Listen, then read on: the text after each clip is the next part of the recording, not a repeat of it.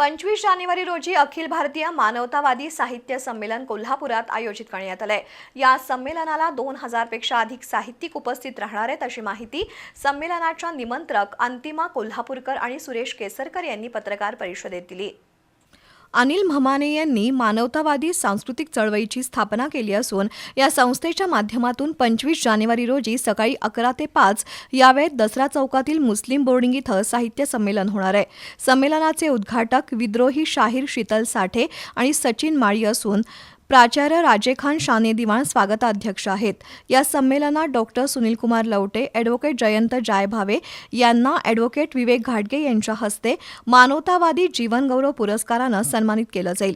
तर बी न्यूजचे कार्यकारी संपादक ताज मुल्लाणी यांच्या अध्यक्षतेखाली कवी संमेलन होणार आहे अशी माहिती संमेलनाच्या निमंत्रक अंतिमा कोल्हापूरकर आणि सुरेश केसरकर यांनी दिली।